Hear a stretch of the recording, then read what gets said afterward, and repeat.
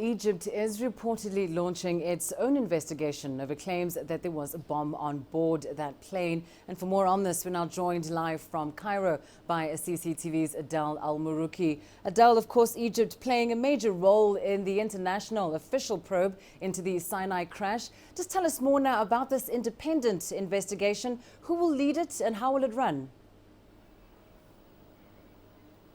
Well, it's still not clear because officially there hasn't been an official announcement from the Egyptian government that it will be holding its own investigation far from the investigation team. Officially, there's 29 Egyptian investigators who joined the international investigators team that include Germany, France, Russia and Ireland, along with, of course, representatives from Airbus and the IATA, the International Aviation Authority. At the same time, within the Egyptian team, we know that there are top security officials from the intelligence, from the military intelligence and from the Interior Ministry working to the investigations and through along with the rest of the civil aviation team.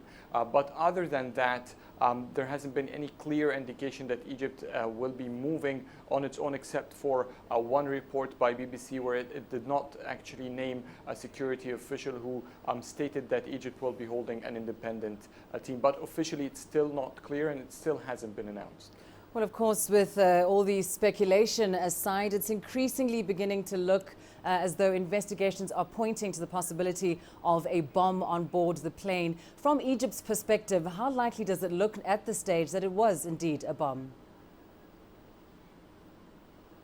Well, from Egyptian perspective, it's still early to say. That's the official response from most Egyptian officials regarding the election itself, regarding the investigation itself. They believe that there has been an in-flight breakup or a mid-air breakup of the plane itself, which indicates something has went wrong. There is some sort of a noise that we have heard of, and the Egyptian investigator has announced, which has been reported by or leaked out as a sound of an explosion. All of these indicate that there was a sort of explosion that led that the aircraft or the airplane broke up in middle air. What exactly was this explosion from an Egyptian perspective? It's still too early to judge. But there are several aspects that could give a clear or a clearer picture regarding that. If they find the entire wreckage of the plane, there are still missing parts. So when all of the parts of the plane have been collected, the impact of the body itself on the airplane body would signal whether an explosion happened from inside or outside the plane. But statistically, no one has mentioned any malfunctions recorded in the black box, which is sort of why most Western, particularly Britons tend to say it's a bomb, because on the records there hasn't been anything indicating a malfunction. Well, finally, Adel, we understand thousands of tourists still stranded in Sharm El Sheikh. What more can you tell us about that? We're talking about 100,000 tourists have been called from back by their governments to return home. That's nearly 79,000 Russians and about 20,000 Britons who have been in Sharm El Sheikh and recalled to go back. Many have responded to the government's call and started to go back, which has made sort of a very long queue and put pressure on Sharm El Sheikh Airport. Sharm El Sheikh Airport has never been so busy. Unfortunately for Egypt, these people are all trying to leave. And many will return from their holiday far more stressed than when they arrived. I paid for my ticket up front. I was supposed to fly yesterday. Why am I still here? The planes are on the tarmac. Why can't I get on an airplane? This is wrong. We just need to get home and we want to be safe as possible. So yeah, good decision. With suspicion growing that a bomb caused the Metrojet crash, security here is tighter than usual. That's adding to the queues and the frustration. The fact of we want them immediately back right now, and all the flights to come, and not the luggage to be taken. For Sharm El Sheikh Airport is a small airport, could not take all these flights. The congestion has spread onto the runways too.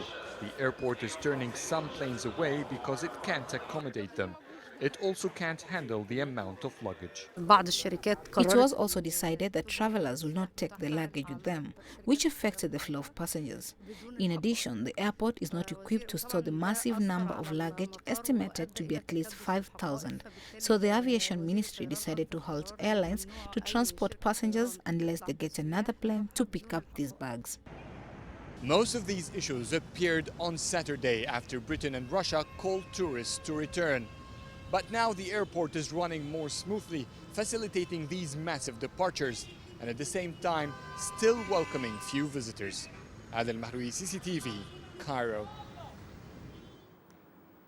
This is what Egypt is trying to put the focus on, basically those who remain in Sharm El Sheikh, tourists and foreigners who still enjoy them. There has been an online campaign called Egypt is safe, or Sharm El Sheikh is safe.